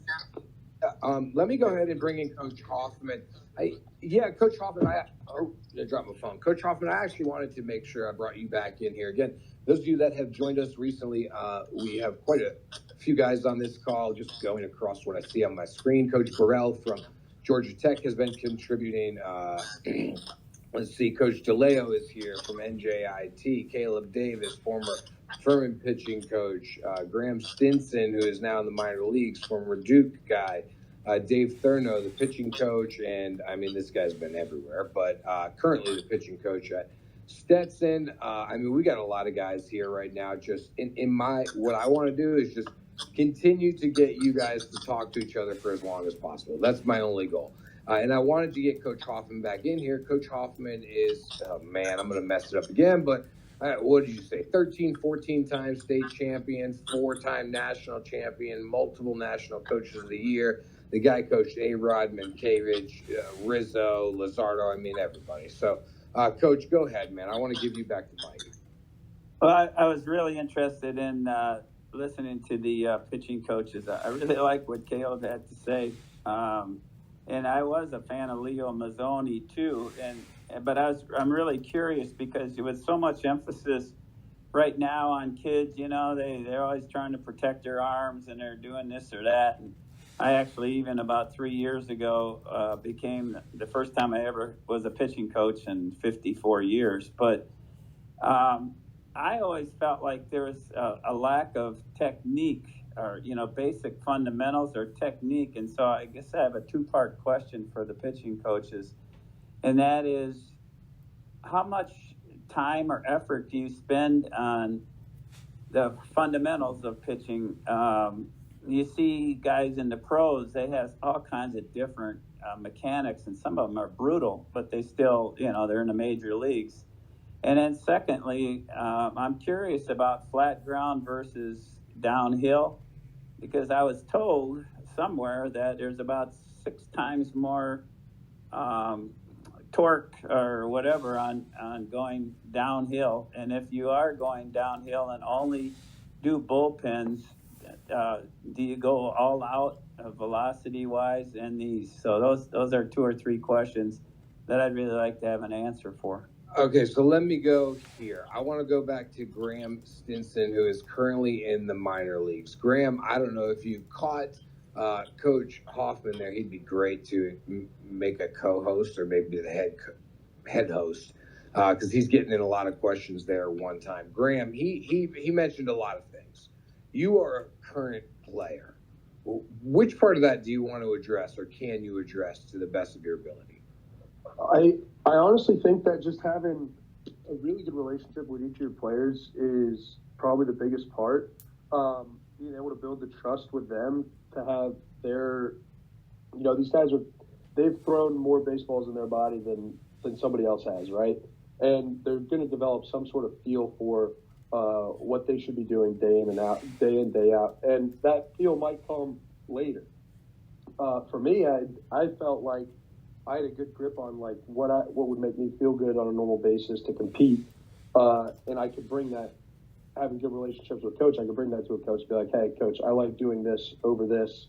For me, I like throwing the short boxes. These days, I only throw 60 foot 6 inches when I've got a catcher down. I don't even throw flat grounds anymore, and I think that changes over time for each guy. If I were a starter, maybe I would throw, one bullpen and 1 short box.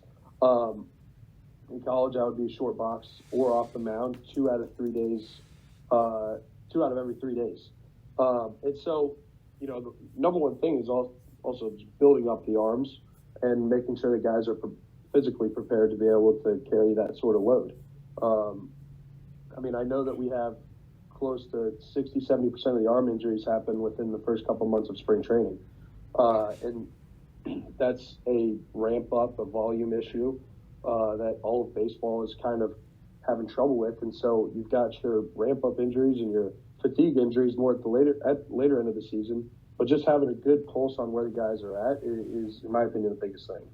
Good stuff. I'm just going to let everybody know right now so that people don't get fatigued and just drop out. I'm putting a hard 25-minute cap on this conversation right now. No matter what, I'm hitting the end button at 9 p.m.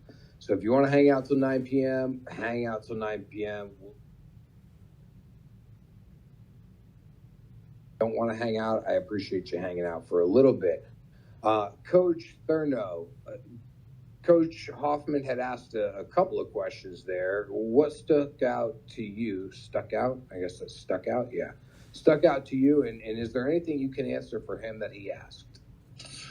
Yeah, I'm probably on an island here, and again, I think there's a little bit of several schools of thought, and Leo Mazzoni, absolute legend. So we do Flatground,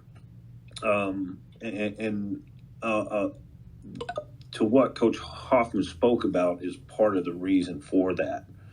Is I try to limit the taxing of the arm. Now, something that kind of sticks out is that Caleb talked about with Leo Mazzoni is, that I'm going to assess is getting on the mound more, which, to Graham's point, I do get on the mound more with some players. It's per player. It's knowing the player.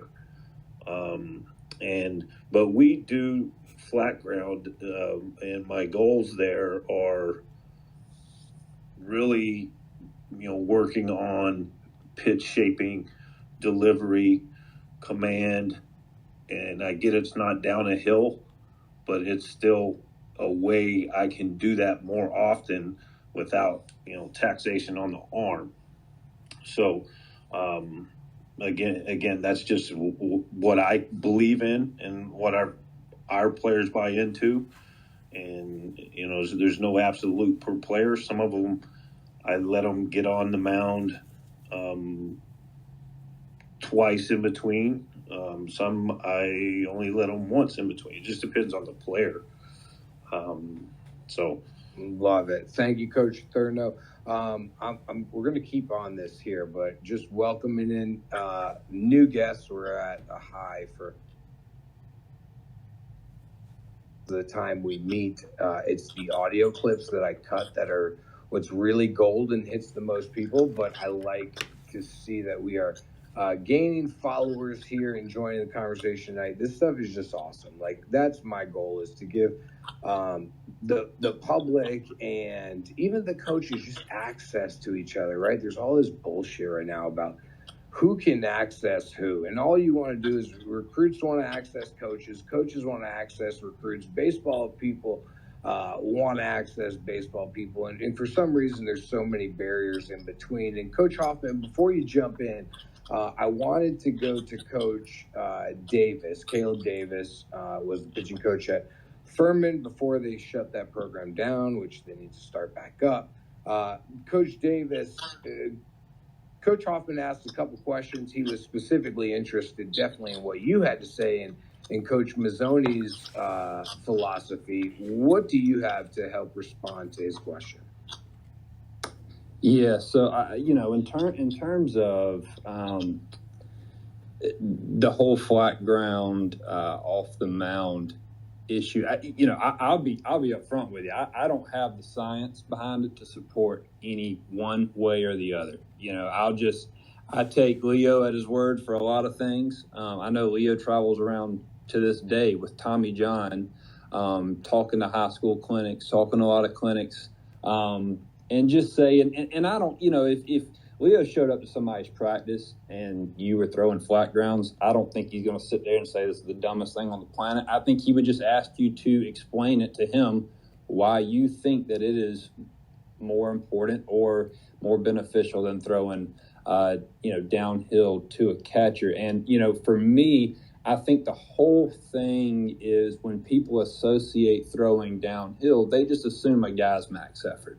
They just assume a guy's on the bump and he's, at 95 to 100% of his max effort. And that's just what people associate downhill mound sessions with. And then they associate flat grounds with, oh, well, he's just dialed it back a little bit. And he's 75, 85, 90%, just working on hitting spots.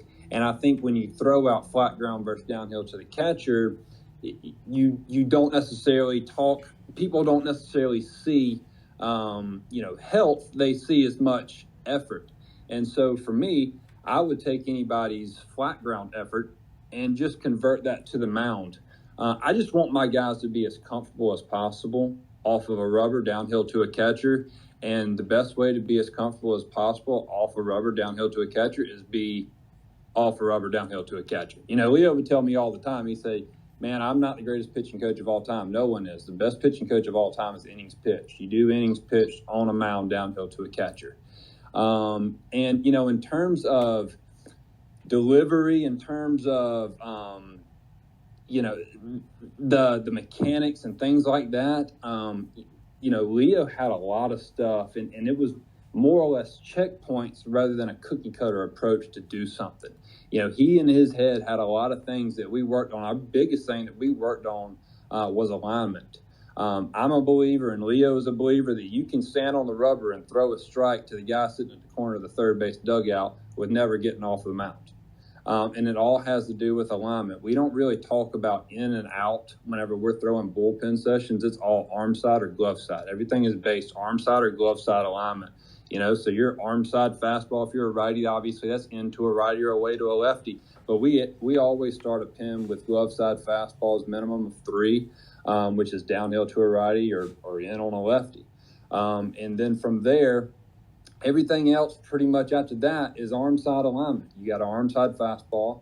Your breaking ball, you're always going to have arm side alignment to give yourself something to pull against on that front foot. And then your change up or your other off speed is pretty much going to be straight away. So a lot of that stuff we did too. It was just being quiet over the rubber and having good alignment. And if at the end of the day, if you pitch for Leo and you could maintain alignment on all your pitches, then he really didn't care if your windup looked dumb or not. He just wanted to make sure you hit several checkpoints, and from there he was good to go. No doubt. And listen, for any of you who aren't sure about that philosophy and what Furman was doing, just go look at where all their kids are right now and how dominant they all were. Now, you could go ahead and say if you want, like, oh, well, they moved on and they were dominant at that school. Yeah, well, let me tell you something. It's very unlikely that every single school out there had the greatest pitching coach in the world that developed them.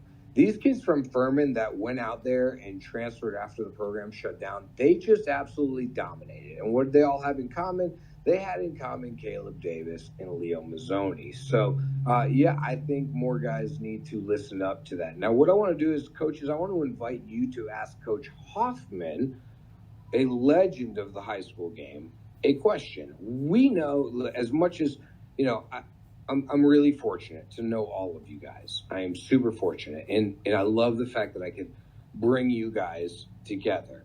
And what I've learned is that baseball guys are normal people that want to learn from each other, and it's a really small community. As college coaches, you develop players, sure. But as high school coaches, they develop the young men. And you have no chance as a college coach to be successful unless guys like Coach Hoffman are doing a really good job at their level. With that said, I would like to invite any of you coaches that currently have speaker power to ask Coach Hoffman a question. Yeah, Coach, I got something for you here. We deal with it on such a regular basis of talking to travel coaches, the high school coaches, here and there. But how do you go about kind of selling guys to college programs, knowing what they are as a human, as a baseball player? And I know you've had the pleasure of having and creating some incredible players, but you've had to come across times where it might not be a fit for the kid or for the program. And I've always just kind of been curious from a high school coach's point of view, how do you approach that? Well, I think the most important thing is honesty. I never really downplayed somebody unless I just felt like they would not be able to do what they had to do because of character issues. But if they had ability, I'd never try to oversell, because I found out if I sent one bad guy to a college, it'd take me 7 good guys to overcome the bad guy that I sent. And by bad meaning he didn't work out because he wasn't good enough. So I always try to be totally honest with him. And some people, really thanked me for that. And I was pretty fortunate that most of the time my recommendations did work, because, over a period of time, you kind of know what it takes, and you know what kind of program somebody should be able to do it. And sometimes you're a little disappointed, and sometimes a kid surprises you and even does better. So for me, it's all about, nowadays you can evaluate the physical ability. So I always thought my biggest job was to sell the character and the work ethic and all those kind of things, because that's something that you probably didn't see or wouldn't know. And I probably worked with them a minimum of 1 year and sometimes 4. So that was kind of my philosophy. I mean, I wasn't a head coach here for a while. Todd Fitzgerald's the head coach, and we worked together for 7 years, and he was good at getting his kids into college. And so that was pretty much it for me. And, now with all the videos and internet and you guys getting stuff there, you can almost recruit originally from your chair, but you're still going to have those people that you trust. I want to make, Coach DeLeo, I just want to make this very clear as we hit a high number of people on this call.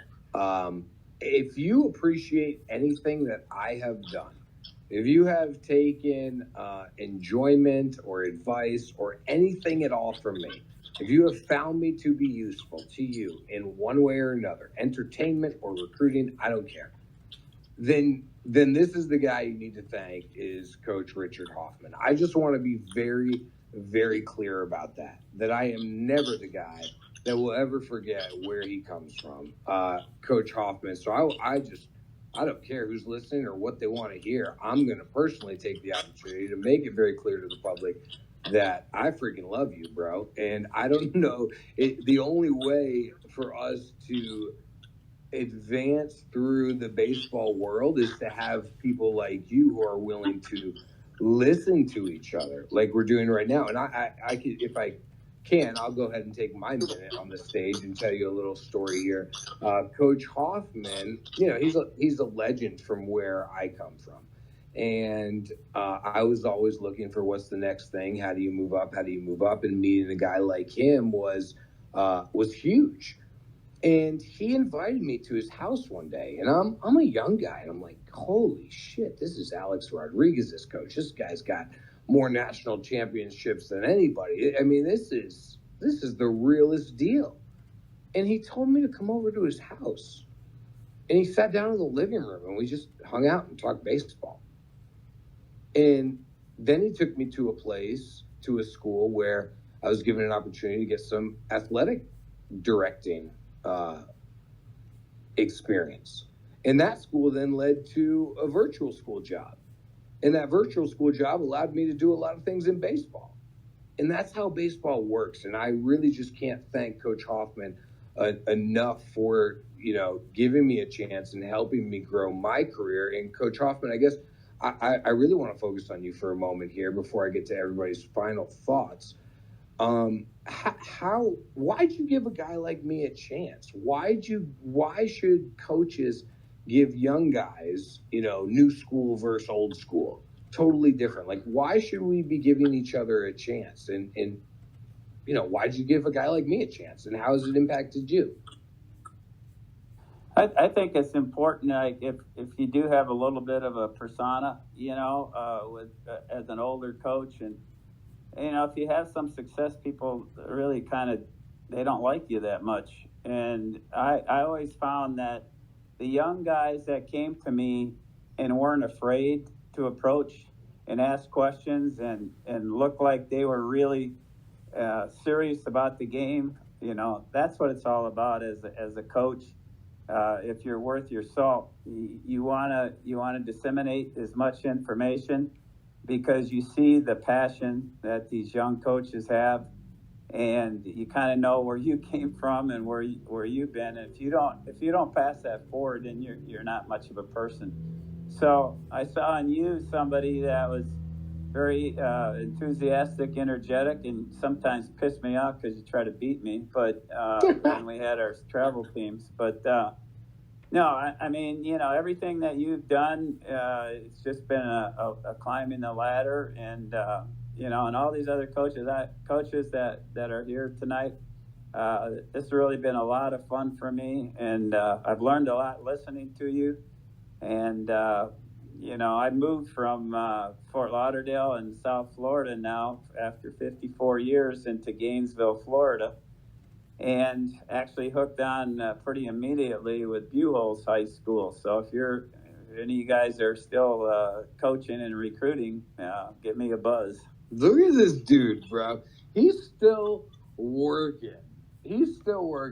I don't know who's going down first, but I know that one of us will be at each other's funeral, and you will be working until the damn ends. That is for sure. You are unbelievable to me. I'd have been off in my cabin in North Carolina by now. And Coach, honestly, Coach Hoffman, freaking all these other people aside, all this other bullshit aside, like, freaking love you. You're the man. Thanks, man. I have no chance of being where I am today without you.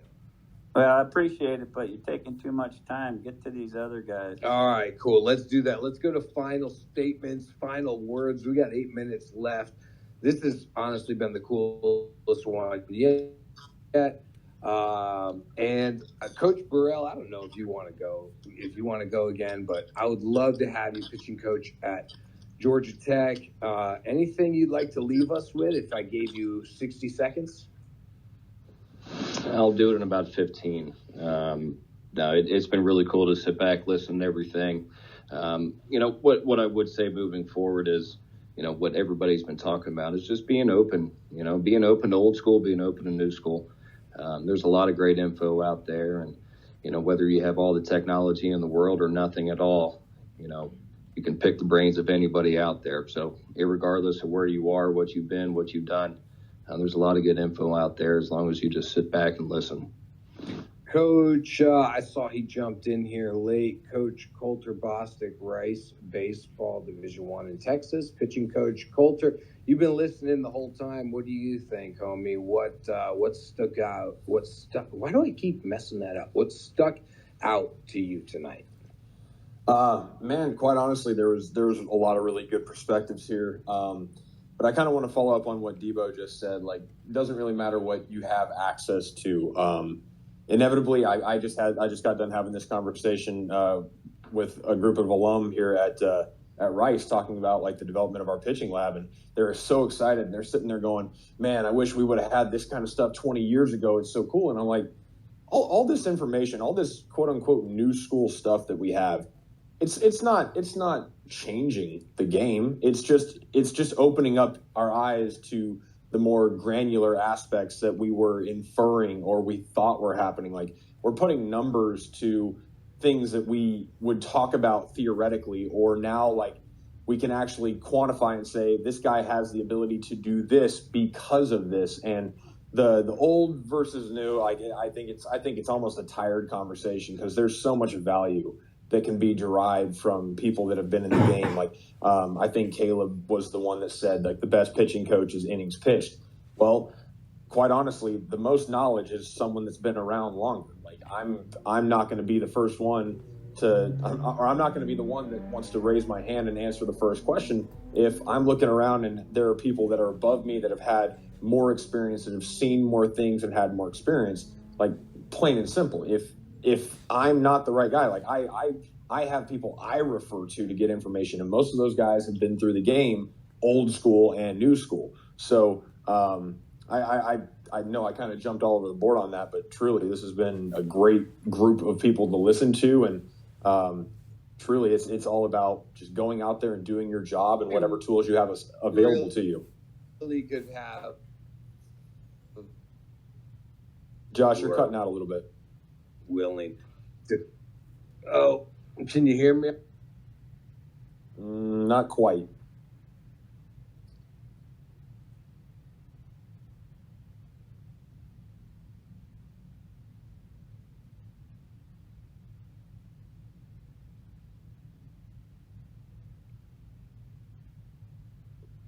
Hello. Gotcha.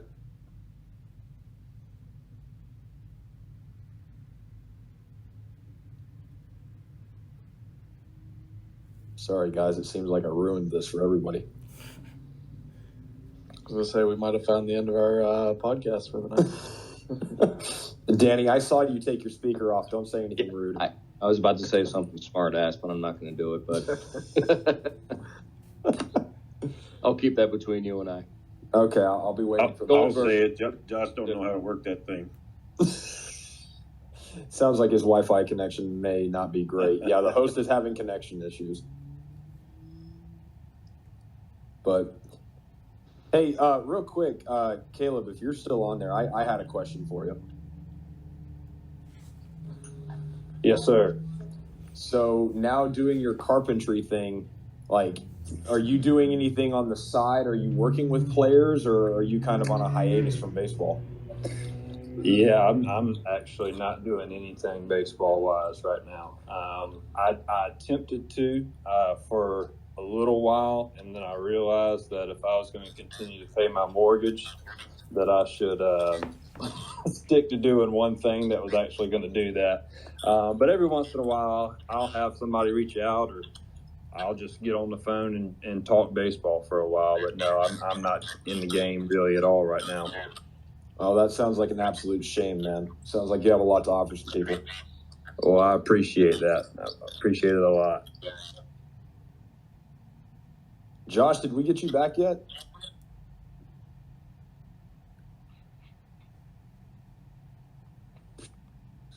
I think we might have to sign this one off, gentlemen. I will chime in and say, while we don't have Josh here, that I think this has been awesome for me to hear